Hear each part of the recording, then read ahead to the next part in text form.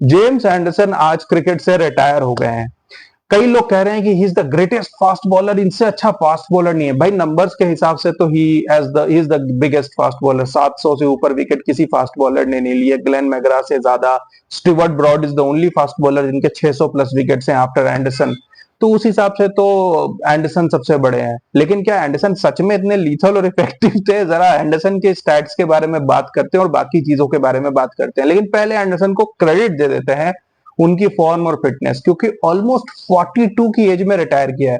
42 की एज तक fast bowler खेले तो भाई बड़ी बात है, वो भी इंग्लिश टीम में जहां पे बड़े सारे फास्ट बॉलर्स होते हैं। तो उनसे कंपटीशन में ऊपर रहना, इतनी फॉर्म मेंटेन करना, इतने विकेट्स लेना, फिटनेस रखना कि 42 के, क्योंकि फास्ट बॉलर्स का जनरली 35 के बाद स्पीड बहुत गिर जाती है। जहीर खान तो 130 भी नहीं फेंक पाते थे। ग्लेन मैग्रा का भी पेस बुरी तरीके से गिर गया था आफ्टर 35। तो 42 की एज तक बॉलिंग की है तो क्रेडिट यहाँ पे बनता है। 188 test matches is the second highest after Sachin Tendulkar, आपको बता दूं। इनफैक्ट अगर एंडरसन 12 टेस्ट मैचेस और खेल लेते तो वो सचिन के 200 टेस्ट मैच का रिकॉर्ड भी तोड़ देते। लेकिन बात करते हैं एंडरसन के कैरियर स्टैट्स की, और सबसे पहले बात करते हैं एशेज की, क्योंकि किसी भी इंग्लिश क्रिकेटर के लिए एशेज सबसे जरूरी है। और होम एशेज मेरे ख्याल से रिलेटिवली इजी है। ऑफ कोर्स आप होम कंडीशंस में बॉलिंग कर रहे हो। तो पिछले एशेज में तो एंडरसन ने कमाल किया होगा। बता देता हूं कमाल क्या किया था। 4 टेस्ट मैच में 5 विकेट। कितने? 4 टेस्ट मैच में 5 विकेट। नहीं नहीं, इनिंग्स नहीं, 4 टेस्ट मैच। और ऐसा नहीं कि कोई इंजरी हुई थी, कम ओवर्स मिले थे। 154 ओवर्स बॉलिंग की है। हर 30 ओवर में एक विकेट लेते थे एंडरसन। तो भाई कौन सा कमाल किया आपने। 85 की एवरेज थी उनकी पूरी सीरीज में, जो कि बाई फार दी हाईएस्ट थी। और उनसे उनके अलावा 50 प्लस सिर्फ मोइन अली की एवरेज थी, वो भी थी जस्ट 51। तो आप 85 समझ सकते हो कि कितनी खराब थी। इवन जो रूट के 6 विकेट थे उस सीरीज में और एंडरसन के सिर्फ 5। क्रिस वोक्स जिनको तीसरे टेस्ट मैच से लाया गया, उन्होंने 3 टेस्ट मैच में 19 विकेट लिए और एंडरसन ने 4 टेस्ट मैच में 5 विकेट। और अगर आप थोड़े सा रिसर्च करोगे तो आपको पता चलेगा कि उस सीरीज में एंडरसन ने 2 से 3 डॉली कैचेस ड्रॉप किए थे। मेरे ख्याल से एंडरसन को उसी एवरेज के बाद रिटायर कर जाना चाहिए था, जैसे स्टुअर्ट ब्रॉड ने किया। Stuart Broad left on a high. Stuart Broad उस एशेज के सेकंड हाईएस्ट विकेट टेकर थे, 600 प्लस टेस्ट विकेट्स। लेकिन ब्रॉड ने कहा कि नहीं, it's time for youngsters to take over. Broad ने सिर्फ 28 की एवरेज से 22 विकेट लिए थे एशेज में, और इस भाई साहब ने 5 विकेट लिए थे 85 की एवरेज से। और वो कह रहे थे ब्रॉड को कि भाई हम surprise by your decision. Of course he will be surprised, क्योंकि एंडरसन को कोई मतलब नहीं था इंग्लिश क्रिकेट में आगे कौन से यंगस्टर्स आ रहे हैं क्या नहीं आ रहे हैं, वो खेलते रहना चाहते थे। आपको ये बता दूं कि अभी भी वो रिटायरमेंट नहीं लेना चाहते थे, वो खेलते रहना चाहते थे। लेकिन उन्हें ब्रॉड और मैकलम ने बुला के समझाया कि भाई अगला एशेज जो कि 1.5 साल बाद है, अगले साल दिसंबर में है ऑस्ट्रेलिया में, हम आपको उस एशेज के लिए फिट नहीं समझते। हमें नहीं लगता कि आपकी पेस इतनी है।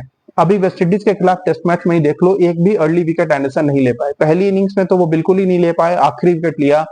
दूसरे टेस्ट मैच में जब 250 की लीड थी और वेस्टइंडीज बैट्समैन प्रेशर में थे, तो एंडरसन ने एक आधा विकेट स्टार्टिंग में लिया, लेकिन ना तो पेस में कोई दम था, ना किसी तरीके से बॉलिंग में कोई दम था। अब किसी इस तरीके के फास्ट बॉलर को या किसी भी प्लेयर को 180 प्लस टेस्ट मैचेस के बाद जबरदस्ती टीम से निकाला जाए तो इट्स एम्बैरेसिंग। लेकिन एंडरसन ने वो सिचुएशन बना दी थी कि वो टीम पे बोझ बन गए थे।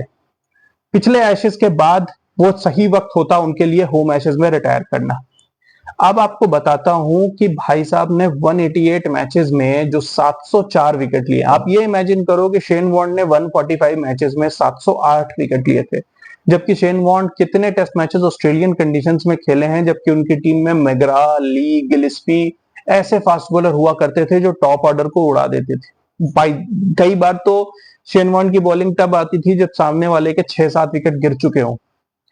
तो उस कंडीशंस में भी और उस सिचुएशन में भी शेन वॉर्न ने 145 मैचेस में 708 विकेट लिए, जबकि ज्यादातर विकेट उनके इंग्लैंड, न्यूजीलैंड और ऑस्ट्रेलिया कंडीशंस में रहे हैं। और इन भाई साहब ने 188 मैचेस, यानी शेन वॉर्न से 43 मैचेस ज्यादा खेल के भी उनका रिकॉर्ड नहीं तोड़ पाए। अब आप बात करते हैं उनके करियर की। तो भाई एंडरसन एक लेजेंड है अगर, तो of course 700 plus wickets in 188 test matches, तो ऑफ कोर्स उनकी अक्रॉस द ग्लोब जबरदस्त परफॉर्मेंसेस होंगी। तो मैं आपको बता दूं कि चलो किसी इंग्लिशमैन के लिए इंग्लैंड के बाद सबसे ज्यादा वो ऑस्ट्रेलिया में खेलता है, क्योंकि ऑफ कोर्स ऑस्ट्रेलिया में उन्हें हर तीसरे चौथे साल वो एशेज अवे एशेज के लिए जाते हैं। 21 मैचेस में एंडरसन के सिर्फ 68 विकेट्स हैं, ऑलमोस्ट 40 इनिंग्स उन्होंने बॉलिंग की है। 40 इनिंग्स में सिर्फ 68 विकेट्स इन ऑस्ट्रेलिया, सिर्फ एक 5 विकेट हॉल एवर अवे। तो आप समझ सकते हो कि ये कितनी पुअर परफॉर्मेंस है, मतलब इस बारे में मैं क्या ही बोलूं। एक 5 विकेट हॉल लेके सिर्फ 21 एशेज में मैचेस में 68 wickets. India, I think England के बाद, इंग्लैंड और ऑस्ट्रेलिया के बाद I think India comes as a part of the big three जिनके साथ बहुत ज्यादा टेस्ट मैचेस होते हैं। Indian conditions of course difficult हैं, लेकिन एंडरसन के 17 मैचेस में सिर्फ 44 विकेट है इंडियन कंडीशंस में। कितने? सिर्फ 44, और एक भी 5 विकेट हॉल नहीं है इंडिया में। अब आपको मैं सिर्फ ग्लेन मैग्रा के बारे में एक बात बता दूं। ग्लेन मैग्रा जब 2001 की सीरीज आप उठा के देख लो, 2001 सीरीज में इंडियन कंडीशंस में Glenn McGrath was very difficult to play. Glenn McGrath ने सचिन तेंदुलकर, राहुल द्रविड़ सबका जीना हराम कर दिया था इंडियन कंडीशंस में, क्योंकि वो इंडियन कंडीशंस के हिसाब से अडेप्ट करके रिवर्स स्विंग कराते थे, 10 तरीके के वेरिएशंस लाते थे, कभी शॉर्ट बॉल, कभी आउट स्विंगर, कभी इन स्विंगर, वो इंडिया को इंडियन कंडीशंस में भी। जबकि सचिन और द्रविड़ के नाम मैं इसलिए ले रहा हूं कि ये दोनों लेजेंडरी प्लेयर्स हैं, होम कंडीशंस में तो और मुश्किल होता था इन्हें आउट करना। उनको ग्लेन मैग्रा ने इंडियन कंडीशंस में भी पानी पिला के रखा था। लेकिन एंडरसन को तो ऋषभ पंत ने पिछली सीरीज में रिवर्स स्वीप में छक्का मारा। उन्हें यहाँ पे वॉशिंगटन सुंदर हो या कोई भी नया प्लेयर हो, एंडरसन इंडियन कंडीशंस में हार्डली लीथल होते थे। 17 टेस्ट मैचेस में 29 इनिंग्स में सिर्फ 44 विकेट्स, एक भी 5 विकेट हॉल नहीं। इनफैक्ट एंडरसन की होम और ऑस्ट्रेलिया के अलावा कहीं पे 50 विकेट भी नहीं है away from home. 106 home test matches हैं इस 188 में, जिसमें कि 437 विकेट्स हैं और 24 5 विकेट हॉल हैं। तो होम में ऑफ कोर्स इनके कैरियर एवरेज अगर 26.5 है, तो होम में इन्होंने 24 की एवरेज से बॉलिंग की है। लेकिन अवे एशेज में इनकी एवरेज 34 थी, इंडिया में भी इनकी एवरेज 30 प्लस थी। तो मेरे ख्याल से यहां पर एंडरसन बुरी तरीके से फ्लॉप रहे हैं। ऑस्ट्रेलिया जाके ऑस्ट्रेलिया में उन्होंने कभी परफॉर्मेंस नहीं दी है, क्योंकि एंडरसन वहीं लीथल होते थे जहां पे लैटरल मूवमेंट होती थी।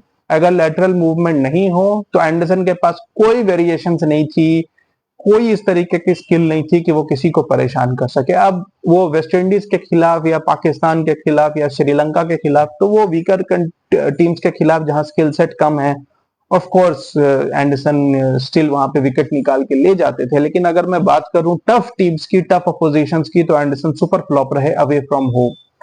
एंडरसन के कुछ कंट्रोवर्सीज भी रही जिनको मैं बात करूंगा, क्योंकि अभी पूरे करियर में कहां 7 विकेट लिए, कहां 6 विकेट लिए। ऑफ कोर्स वो होम कंडीशंस में लिए हैं, न्यूजीलैंड कंडीशंस भी उनके लिए फ्रेंडली थे और साउथ अफ्रीकन कंडीशंस, लेकिन जहां लेटरल स्विंग नहीं थी, ऑस्ट्रेलिया, इंडिया, वो फ्लॉप रहे। उन्होंने स्टुअर्ट ब्रॉड को जब पहली बार देखा तो उन्होंने ट्वीट किया कि लंबे बालों के साथ जब स्टुअर्ट ब्रॉड आए तो उन्हें लगा कि कोई लेस्बियन आ गया है। अब इस तरीके की कमेंट्स उन्होंने दी थी, जिसको लेके काफी कंट्रोवर्सी हुई थी। उसके अलावा रविंद्र जडेजा के साथ 2014 में उन्होंने कॉरिडोर में कॉलर पकड़ के धक्का धुक्की की थी। उन्होंने कहा कि उन्हें देख के लगा कि जडेजा उनपे अग्रेसिवली आ रहे हैं। इस चीज को लेके काफी कंप्लेंट भी हुई थी और मैच रेफरी ने बुलाया भी था, जहां एंडरसन ने एडमिट भी किया था कि हाँ उनसे ऐसा हुआ है, लेकिन कोई विटनेस नहीं था और इस वजह से सिर्फ अपॉलॉजी के साथ उन्हें माफ कर दिया गया। जिसके लिए काफी आवाज भी उठी थी कि क्योंकि इंग्लिश मैच रेफरी हैं और इंग्लैंड में चीजें हो रही हैं, इसीलिए एंडरसन की बदतमीजी माफ कर दें। आपको याद ही हो कि 2021 में भी जब इंडिया आई थी और जसप्रीत बुमराह ने उन्हें 2-3 बाउंसर फेंके थे, तो वो मैच डे एंड होने पर बुमराह के पास चले गए थे और उन्हें काफी बातें सुनाई थी कि क्या सोच के बाउंसर मारा। भाई आप बैट्समैन हो, आप टेलेंडर हो, आपको डिसमिस करने के लिए वो बाउंसर मारेंगे। बाद में उन्होंने जो जवाब दी उसको लेकर के काफी शोर हुआ और इंडिया वो टेस्ट मैच इवेंचुअली जीत गई लॉर्ड्स में। लेकिन एंडरसन का वो बिहेवियर किसी सीनियर क्रिकेटर के हिसाब से बहुत ही पैथेटिक था।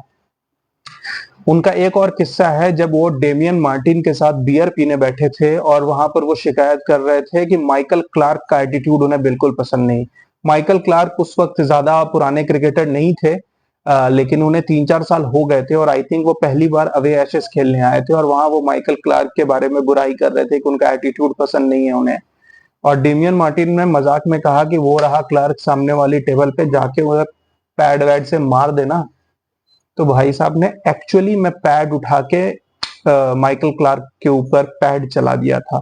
माइकल क्लार्क ने काफी इस चीज पे नाराजगी जताई थी, और जब अगली बार वो ऑस्ट्रेलिया खेलने आए थे तो उन्होंने कहा था कि I have instructed the bowlers to break your fucking arm.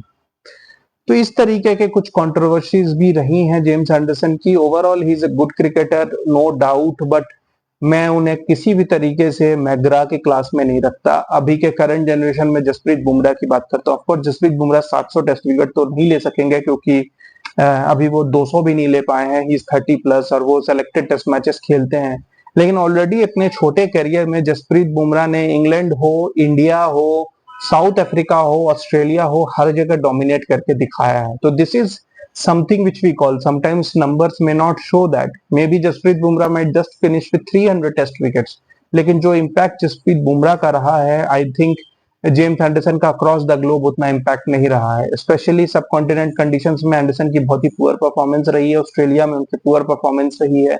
तो कहीं ना कहीं मैं जेम्स एंडरसन को उस लेवल पे नहीं रखूंगा जिसपे मे बी शायद ग्लेन मैग्रा, कर्टली एम्ब्रोस, या करंट जनरेशन में जसप्रीत बुमराह थे, या of course the great Wasim Akram. That's my opinion. आपको कुछ अलग लगता है तो कमेंट सेक्शन में जरूर बताएं। Keep watching guys, thank you.